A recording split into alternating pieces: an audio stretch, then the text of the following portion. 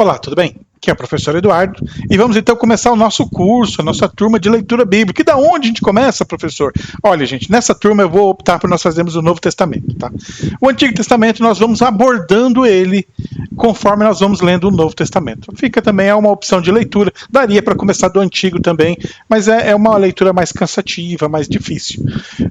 Devido à nossa abordagem cristã, vamos preferir então começar do Novo Testamento, pegar os evangelhos aí, que é para ser o coração pulsante da Bíblia, e a partir dele, então, a gente vai colorindo aí, contextualizando com toda a situação. Mesmo o Novo Testamento, se fôssemos para começar por ele, deveríamos começar por Paulo. Mas devagar, professor, não corre não. Então vamos fazer o seguinte, a minha metodologia, para não ficar chato, para não ficar pesado, nós vamos fazer o seguinte, nós vamos direto para o texto bíblico. E do texto bíblico eu vou colorindo, para que você vá percebendo como surgiu o texto, como ele se conecta, aquelas perguntas que a gente faz, conforme a gente vai lendo, elas vão surgindo, e aí a gente vai respondendo para vocês. Beleza? Então, vamos lá para começar a nossa aula? Deixa eu mudar a nossa tela aqui, e aí você me acompanha. Aí, agora eu estou aqui, ó, pequenininho, e você começa aí comigo. De onde a gente começa, de qual livro a gente começa, como é que é isso, professor? Então, assim, de cara, a gente começa do Evangelho de Marcos. Então eu vou ler a primeira linha e aí eu vou explicando lá. Princípio do Evangelho de Jesus Cristo, Filho de Deus. Aí você fala assim, professor, tá, mas por que começamos em Marcos e não em Mateus? Então aí talvez seja toda a história, né? Na prática, hoje, como é que faz isso, né? A teoria baseada na interpretação, a chamada teoria das fontes, através do estudo das fontes, identificou que o Evangelho de Marcos é o evangelho mais antigo. Por que identificou isso? Como foi feito isso? É um estudo comparativo, tá? Literatura comparada. Compararam os textos de Marcos, Lucas e Mateus, os três que são chamados sinóticos, né, que apresentam uma ótica diferente do mesmo evento, tá? São três óticas do mesmo evento. Ótica conjunta, né? Sinótica, ótica conjunta. Então apresentam óticas do mesmo evento. E aí nessa comparação entendeu o seguinte, que o texto base foi Marcos. Por quê? Porque entendeu que o texto de Marcos foi copiado por Mateus e Lucas em grande parte. Então Marcos foi entendido como sendo o mais antigo, o que vem primeiro.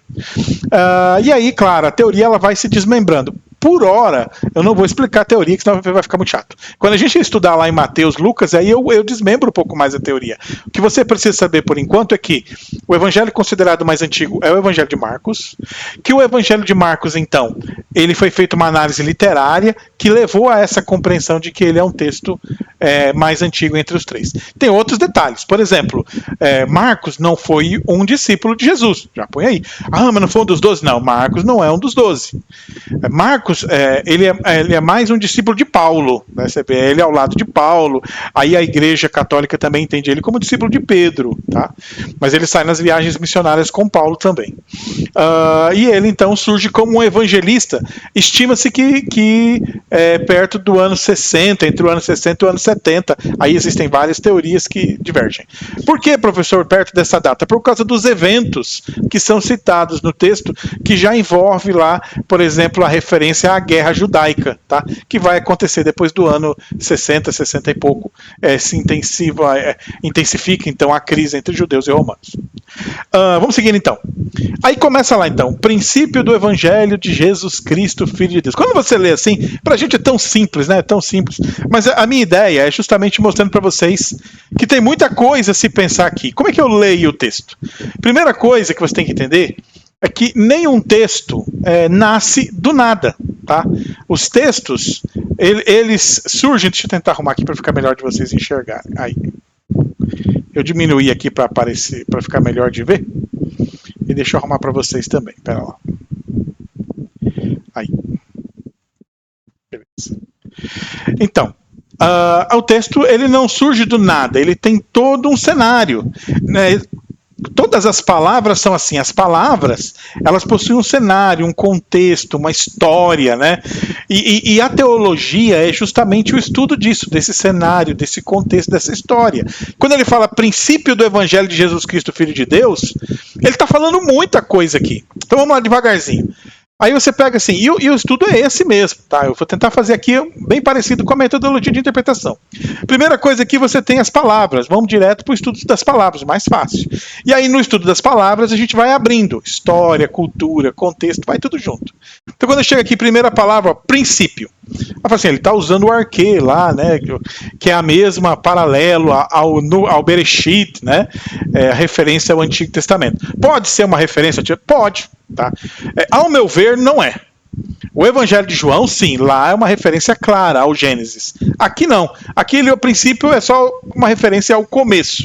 Por quê? Porque já não tem nenhum outro termo que faz essa comparação com o Gênesis. Então não dá para puxar o conteúdo, né, do princípio como se ele estivesse citando o Bereshit. Pode ser, né, que ele quis dar o nome do livro para que o nome do livro do Evangelho fosse o mesmo nome do primeiro livro judaico, que seria Bereshit, que é no princípio. E por que isso? Porque não tinha o nome de Gênesis, muito embora no dia de Marcos já tinha, né? Que já vinha com a Septuaginta, mas na tradição hebraica não tinha, tá? Era Bereshit. Então aqui, claro, ele está escrevendo em grego já, e ficou arquê. Só que aí, por exemplo, ele vem aqui, princípio do Evangelho. Quando ele fala princípio do Evangelho, a gente logo pergunta o que ele quer dizer por isso. Quando você fala de evangelho, você pensa nos evangelhos. Mas entenda que quando Marcos escreveu isso aqui, não tinha evangelho nenhum.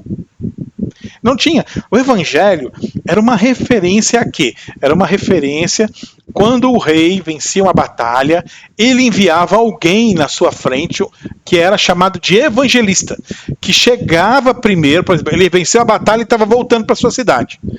Quando estava chegando perto da sua cidade, ele mandava um mensageiro na frente. Esse mensageiro que ia na frente era o evangelista. Ele ia fazer o quê? Anunciar as boas novas. Que boas novas? Que o rei venceu a batalha. Então isso é que é o termo evangelho. Esse termo evangelho, ele vai ter no Antigo Testamento, aqui mesmo ele vai fazer uma referência. Nós vamos ler daqui a pouco. Mas você vai encontrar em Isaías, tá? E ao mensageiro em Malaquias. Ele fala assim, evangelho, mas da onde ele tira isso? Bom notar também que Marcos não vai ser o primeiro a usar o termo, tá? O primeiro a usar o termo no Novo Testamento é Paulo. Por isso que eu falo, Marcos, como discípulo de Paulo, para mim faz muito mais sentido. O termo evangelho, ele é usado por Paulo já dessa forma. Paulo, então, ele é o primeiro escritor do Novo Testamento e ele escreve muita coisa, tá? E dentro do que ele escreve, muito fundamenta a fé e a tradição da igreja. Paulo escreve 20 anos aí após a morte de Jesus, 20 e poucos anos, ele já está escrevendo. Marcos vai escrever ainda 30 anos, mais ou menos, depois da morte de Cristo. Então, você tem aí em Paulo já popularizando, por exemplo, na carta aos Romanos, toda essa leitura do Evangelho que foi anunciada aos profetas. Então, quando Marcos começa, ao meu ver, ele está muito mais próximo de Paulo do que uma referência ao Antigo Testamento. Mas ele vem aqui, princípio do Evangelho de Jesus Cristo. A gente sempre usa, né, Jesus Cristo. Mas lembrando sempre que é um contexto judaico.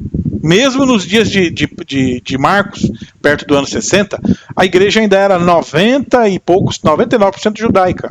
Tá? Quando ele escreve, então, o princípio do Evangelho, ele está escrevendo o princípio do Evangelho do Messias. Princípio, né, do anúncio da boa nova do Messias. E aí ele usa outro termo que rompe com um monte de tradição, Filho de Deus. Muita gente então entende, por causa principalmente dessa expressão Filho de Deus, que esse verso 1.1 ele foi escrito posteriormente. E era comum isso, tá, nas literaturas bíblicas, que quando o livro ele vai ser organizado para fechar um livro, o primeiro e último versículo, ou os primeiros e os últimos versículos, são arranjos para poder ter noção de começo e fim, que foram incluídos posteriormente aí na escrita. Mas, legal, princípio dessa boa nova, né, acerca do Messias, de Jesus, o Messias, Filho de Deus. Que aí já é um conceito novo, esse conceito de Filho de Deus, onde aí o judaísmo cristão começa a se aproximar então do pensamento grego e da ideia de que os gregos tinham da presença dos filhos de Deus, dos deuses entre nós. Conforme está escrito então na profecia de Isaías, eis aí envio diante da tua face o meu mensageiro, o qual preparará o teu caminho. Voz do que clama no deserto, preparai o caminho do Senhor, endireitai as suas veredas. E aqui logo, né, de cara, você fala, legal, né, professor, mas vamos entender. Primeira coisa, ó, o tipo de escrita, quando a gente olha o texto, conforme está escrito. Por que alguém usa uma expressão dessa? Você está escrevendo um texto. Está escrevendo um texto para alguém. E por que nesse texto você vai usar a frase conforme está escrito? Isso aqui é muito importante, ela aparece um monte de vezes na Bíblia. A frase conforme está escrito, ela é um instrumento de prova. Era uma fundamentação teórica, se a gente usar uma linguagem moderna. Então ele está escrevendo um texto para quem? Olha só como é importante isso. Essa frase, conforme está escrita, ajuda a entender quem são os destinatários da carta dele. Se ele estivesse escrevendo para pessoas que compreendem Jesus Cristo, têm fé e conhecem a história, não haveria a necessidade dele fundamentar ou legitimar isso na profecia. Por que ele vai legitimar isso na profecia? Porque na época dele, sim, inclusive nos dias de Paulo, ele ainda está vivendo o resquício dos dias de Paulo, ainda há uma forte necessidade, uma grande necessidade de confirmar então os eventos, de confirmar que Jesus é o Messias, porque isso ainda não era claro, tá? Ou não era aceitável, né? Então ele coloca conforme está escrito. Então, sempre que você vê isso, isso é um texto de legitimação, muito usado na estrutura bíblica, e quando ele está escrito é porque o autor pretende com esse texto convencer alguém mediante essa prova escrita. Esse era um procedimento rabínico comum, tá? Muito mais comum a Mateus do que a Marcos. Então, conforme está escrito onde? Na profecia de Isaías. Aí você já entende que o texto foi escrito para a comunidade judaica. Faria o mínimo sentido ele escrever para gentios que nunca ouviram falar de Jesus, de Isaías, né? Conforme está escrito no profeta Isaías. Tá, mas quem é Isaías aí na ordem do dia? Entendeu? Faz muito sentido para um público judaico, uma comunidade judaica. Então, como está escrito na profecia de Isaías. Aí tem outro problema. Qual que é outro problema, professor? Não foi Isaías que falou isso, né? Na prática, ele faz uma mistura de Isaías com Malaquias, tá? Mas vamos entender o seguinte: eles não tinham uma Bíblia como nós, assim, embora a Septuaginta já existisse, ela não era uma Bíblia como a nossa, era um rolo, né? Nem todo mundo tinha acesso, era uma coisa mais difícil de ter, tá? Você tem uma ideia de custo, né? Quando tem uma noção geral, né? O rolo da Septuaginta era feito em couro. E para um rolo inteiro ser feito era muito couro, que era gastado em um couro tratado, de qualidade. O valor era muito alto. Eu já conversei com alguns rabinos, né? Há uma estimativa de que o valor daquele papiro girasse em torno de $40 mil, para você ter uma ideia de custo, tá? Eu não tenho assim uma informação clara sobre isso para dizer isso. O que eu posso dizer é o seguinte, que realmente o couro ele envolve um tratado para escrita, um custo muito alto. Se era um custo parecido com esse, é difícil de amparar. O que a gente tem com certeza é que isso não era uma coisa acessível. Era algo difícil e muito caro, muito custoso. Na profecia de Isaías, então, só para a gente concluir, né, o que legitima talvez a dificuldade de citar o Isaías ou citar o Malaquias, tem que entender que essas citações são citações de ouvido. Ouviu falar que o Malaquias disse isso, ou Isaías disse aquilo. Então, citar um pelo outro, isso aí pode acabar acontecendo, tá? Isso é normal. Eis que aí, qual que é a citação? Eis que envio diante da tua face o meu Malaquias, né? Que é o meu mensageiro, tá? Então, essa que é, inclusive, por isso que a gente sabe que é o Malaquias, que é o título do livro de Malaquias, Malaquias é o título do livro, né? Que significa mensageiro. Eis que envio diante da tua face o meu mensageiro, o qual preparará o teu caminho. Vamos lá então? O que é o evangelista? É aquele que é enviado na frente para preparar o caminho. Agora vamos entender semântica. Vamos lá. Como é que a gente entende semântica? Aí você pega duas palavras. Então ele falou aqui evangelista, evangelho. Então o sentido de evangelho é enviar uma pessoa à frente. E essa pessoa, quando chegar lá, ela vai anunciar a vitória do rei, a boa nova. Então, ele não vai preparar o caminho, ele vai informar a cidade da Boa Nova para que a cidade prepare-se para receber o rei. Então, quando ele fala aqui, eis que envio diante da tua face o meu mensageiro, o qual preparará o teu caminho, a ideia que ele quer dar aqui não é preparar caminho, assim, no nosso sentido de arrumar a rua, é preparar no caminho no sentido de evangelho, é preparar a cidade para a chegada do rei. Era essa a ideia. Ok? Então, preparar o caminho tem um sentido maior do que aplanar o caminho, que era a referência mais usada no Antigo Testamento. No Antigo Testamento tem várias referências sobre preparar o caminho, aplanar o caminho, porque era a referência do retorno do exílio. E ele pode até estar usando uma linguagem, uma vez que Marcos faz muitas citações do Antigo Testamento. Então, quando ele fala preparar o caminho aqui, só para a gente entender bem, era uma referência ao quê? Ao retorno, uma referência à recepção do rei, a preparar a cidade para receber o rei. Aí ele continua no 3. Voz do que clama no deserto, preparai o caminho do Senhor, endireitai as suas veredas. Isso aqui é o auge, é o top. Eu fico doido que o povo prega a mesma coisa. A Bíblia tem tanta coisa boa e bonita para pregar e o povo prega só a mesma coisa. Olha aqui, ó. Quando ele fala voz do que clama no deserto, puxa vida, o que ele está falando aí, professor? Olha, ele está falando muita coisa, gente. Ó. Vamos lá, vem comigo. O deserto evoca na tradição judaica diversas cenas de sofrimento do povo, a peregrinação no deserto, a fuga, o período de sofrimento deles, as várias invasões. A voz do que clama no deserto é uma referência às pessoas que estavam em sofrimento, é uma referência às pessoas que estavam em dificuldade. E aqui, quando ele usa esse termo, aí ele fala assim, a voz do que clama no deserto é como se fosse o povo sofrendo, fala, prepara o caminho do Senhor. Então, por mais que a gente pega, né, e tenta entender em outro texto paralelo o próprio João Batista como a voz do que clama no deserto, mas a voz do que clama no deserto é muito mais do que o João Batista. Dentro da tradição judaica, a voz do que clama no deserto é uma representação do povo e do sofrimento do povo. E aqui nós estamos usando teologia para isso, tá? Entendeu? O que é a teologia? Eu fiz uma análise interdiscursiva. Tá? Peguei o discurso aqui do deserto, usei então a compreensão do sentido da ideia, do contexto, da utilização do termo deserto para fundamentar a interpretação desse aqui. Legal? Vamos lá. Aí ele vem assim, voz do que clama no deserto. Então vamos lá, eu falei de pregação, né? Pega aqui, gente, tá uma baita mensagem. Você vai pregar sobre o quê? Voz do que clama no deserto.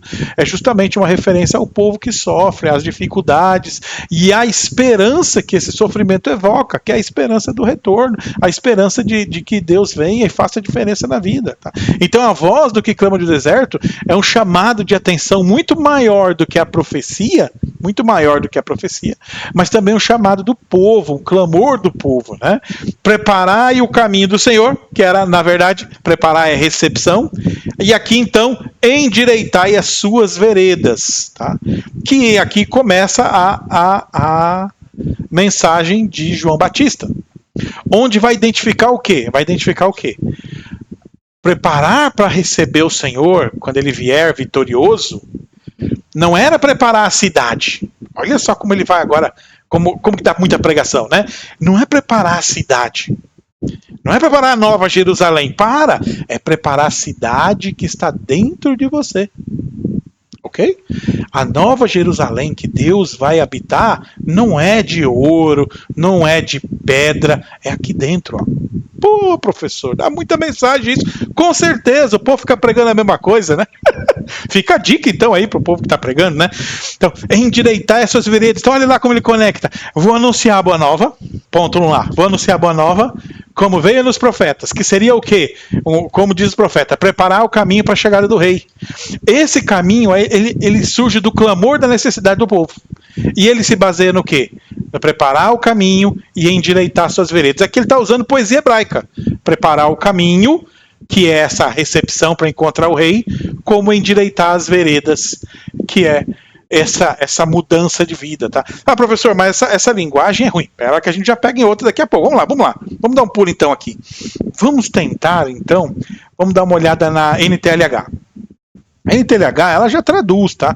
Então, ela já passa uma versão, às vezes, muito diferente. Então, vamos lá. A boa notícia que fala a respeito de Jesus Cristo... Eu não gosto de boa notícia, eu prefiro evangelho, tá? Mas tudo bem. A respeito de Jesus Cristo, Filho de Deus, começou a ser dada. Como o profeta Isaías tinha escrito, ele escreveu o seguinte: Deus disse, eu enviarei meu mensageiro diante de vocês para preparar o meu caminho. E o profeta escreveu também, alguém está gritando no deserto. Então já deixou no neutro, né? Alguém, preparem o caminho do Senhor para passar, abram as estradas retas para ele. Se a gente pegar a pastoral, que também é uma versão diferente, produzida por teólogos brasileiros, também dá uma mudada. Ó, Começo da boa notícia de Jesus, começo da boa notícia de Jesus, o Messias, o Filho de Deus. Está escrito no livro do profeta Isaías: eis que eu envio o meu mensageiro na tua frente para preparar o teu caminho. Essa é a voz daquele que grita no deserto: prepare o caminho do Senhor, endireitem as suas estradas. Então, essa questão do endireitar, novamente, por isso é importante a semântica. A semântica é essa comparação, onde você entende que o sentido não está na palavra, nem no resgate do dicionário, mas no tecido, conforme o contexto demonstra como as palavras ao redor dão sentido para ela. Então, endireitar é a vereda. Nesse contexto aqui, é uma referência onde esse Senhor tem que ser recebido, que era uma recepção interior. Tá? Apareceu então aí João Batista no deserto. Vamos lá, estamos acabando já, só um pouquinho. João Batista no deserto, pregando o batismo de arrependimento para remissão de pecados, que é a tradição judaica. Aqui tem um monte de coisa para falar, né? Primeiro, né? O João Batista, claro, o João Batista está na tradição da igreja, é um personagem importante aí no começo da igreja. Por quê? Porque os cristãos vão ter dificuldade com eles. A comunidade de João Batista, ele já tem vários elementos aqui que indicam que era uma comunidade radical, né? Primeiro, por ele estar no deserto. Depois, olha lá, por ele estar então pregando o batismo de arrependimento. E ainda para a remissão de pecados, que aí eu vou explicar mais um pouquinho sobre isso depois. E saíam então para ter com ele toda a província e, confessando seus pecados, eram batizados por ele no Rio Jordão. Então vamos lá. Apareceu João Batista. Esse apareceu fica assim bem estranho, né? Da onde que veio? Do nada, né?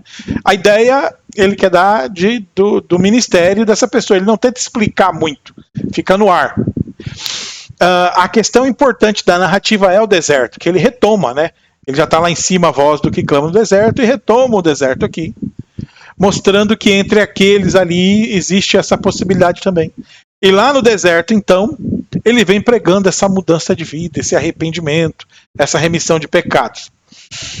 O João Batista no deserto, se a gente pegar a tradição que vincula João Batista aos sacerdotes, como filho de Zacarias, aí nós temos um baita problemão se você vai por aí, né? Problemão no sentido judaico, né? Porque aí o João Batista é aquele filho que só deu trabalho pro pai. Pai sacerdote, toda a tradição sacerdotal. O filho rompe com tudo isso, vai pro meio do deserto e vive como uma comunidade dissidente e extremamente crítica aos sacerdotes. Pode até falar que faz muito sentido, se a gente pensar que muitos filhos criam esse embate com os pais.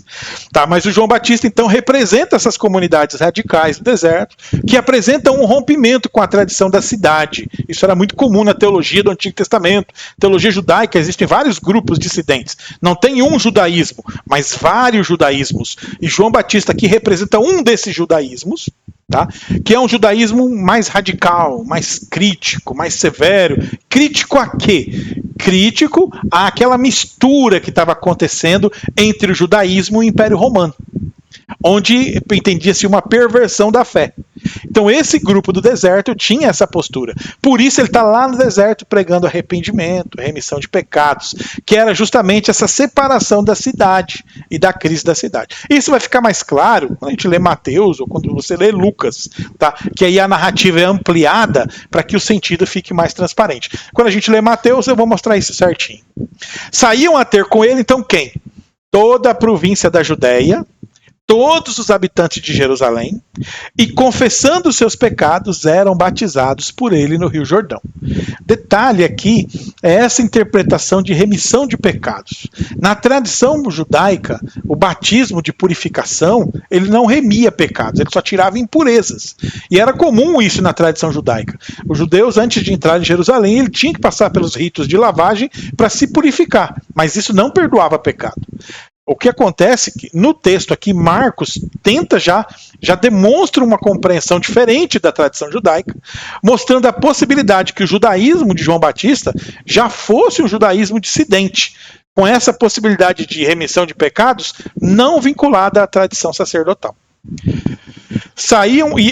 E aí, claro, já demonstra a crítica de Marcos com o templo, o que ainda então ajuda a situar o período Então, por exemplo, tem vários teólogos do Novo Testamento aí de referência, né, que já entendem isso, já entendem que o Evangelho de Marcos foi escrito antes da queda do templo, principalmente pelas referências críticas que ele faz, então, que as referências críticas que ele faz a questão sacerdotal, a questão ritual e a questão do templo. Aqui já o batismo para remissão de pecado no deserto era uma crítica ao templo, no sentido de que você não precisava ir no sacerdote lá para remissão de pecados. Tá?